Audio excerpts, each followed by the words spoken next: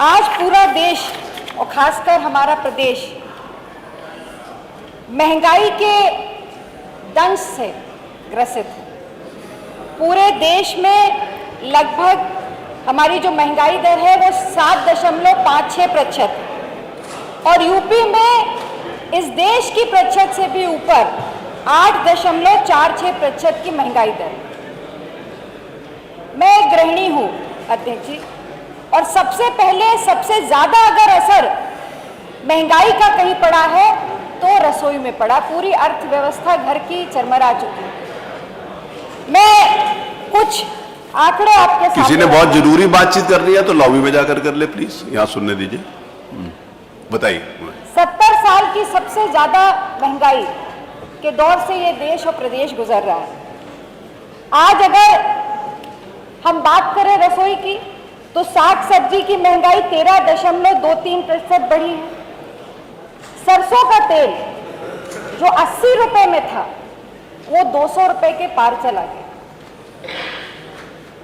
दूध जितने पदार्थ है, दही हो, छाछ हो, उन सब पर आज कई गुना दाम उनका भी बढ़ गया। सबसे ज्यादा मुश्किल पौष्टिक भोजन बनाकर एक गृहिणी को अपने परिवार को स्वस्थ रखने की सबसे बड़ी चुनौती आज के समय में। और जो सबसे बड़ी समस्या है, उज्ज्वला योजना इस भारतीय जनता पार्टी की सबसे बड़ी योजना लेकर आए थे 2019 में। उस वक्त गैस सिलेंडर के दाम 400 रुपए थे, उस पर सब्सिडी देने की भी बात कही थी। पर जैसे ही 2019 का चुनाव समाप्त हुआ, मुझे याद है बड़ी बड़ी मीटिंगों में भारतीय जनता पार्टी के वरिष्ठ नेता कहते थे कि ये योजना इसलिए लाई गई है ताकि जो वर्षों से महिलाएं चूल्हे पे खाना बना रही है और जो आंसू उनके निकल रहे हैं उनको पोंछने के लिए ये योजना लाई गई। पर मैं आज पूछना चाहती हूँ, वो 400 रुपए का सिलेंडर जब भराती थी और आज जब वो 1000 से 1200 का सिलेंडर भरा रही है तो जो खून के आंसू वो गृहिणी रो रही है उसको कौन पोंछेगा? उसका सीधा असर अगर पड़ रहा है तो हमारी रसोई की अर्थव्यवस्था पर पड़ रहा है। आज महिलाएं जिन्होंने सिलेंडर लिए भी थे, एक आंकड़ा मैं आपके सामने रखना चाहती हूँ।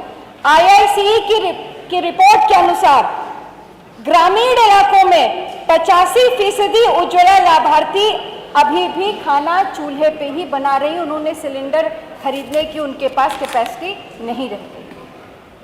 तो ये एक बड़ा प्रश्न है। उसके बाद गरीब 2 जून की रोटी कमाता है अध्यक्ष।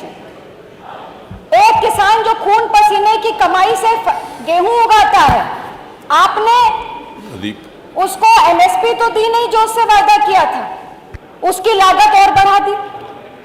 खाद, कीटनाशक, हर चीज में दाम में बढ़ोतरी हुई जिसका सीधा असर उसकी लागत पे पड़ा। और जब वो अपनी लागत के अनुसार अपने ही उगाई फसल को बेचने जाता है, गेहूं बेचता है और बदले में जब वो बाजार से आटा खरीदता है तो कितने दुख की बात है कि उसी आटे पे उसको 5% GST देनी पड़ती है। आपने तो गरीब आदमी के हाथ से सूखी रोटी भी छीन ली। मैं ये कहना चाहती हूं कि आज जिस तरह से हर चीज के दाम बढ़ गए, रोटी, कपड़ा और मकान, यही 3 मुख्य चीजें हैं एक गरीब के लिए। आज मकान अगर बनाना चाहता है गरीब आदमी तो उसके लिए संभव नहीं है, क्योंकि जितनी भी चीजें, चाहे वो ईंट हो, सीमेंट हो, बालू हो, हर चीज के दाम बढ़ गए। तो ना घर बना सकता है, ना सूखी रोटी खा सकता है और कपड़े पर भी GST लग गई। तो माननीय अध्यक्ष जी, मैं आपसे सिर्फ इतना ही कहना चाहती हूं कि जिस तरह से इस देश की, इस प्रदेश की अर्थव्यवस्था पर प्रहार हुआ है महंगाई का, और मैं ये नहीं समझ पाती कि ऐसा कौन सा फॉर्मूला है कि ऐसे कुछ लोग हैं, ऐसे व्यापारी हैं, बड़े उद्योगपति हैं जो अमीर थे अमीर होते जा रहे हैं, पर जो गरीब था वो आज गरीब होता चला जा रहा है। वो कौन सा फॉर्मूला उनके पास है कि वो देश के नंबर 1-2 रैंक के उद्योगपति बन जाते हैं? पर वही फॉर्मूला इस देश के गरीब आदमी को अगर प्रदेश के मिल जाएगा तो शायद इस प्रदेश की भी सूरत बदल जाएगी। मैं आपसे मांग करती हूं कि बहुत ही महत्वपूर्ण विषय है, कृपया इस पे चर्चा कराएं, इसको ग्राह्य करें। बहुत बहुत धन्यवाद।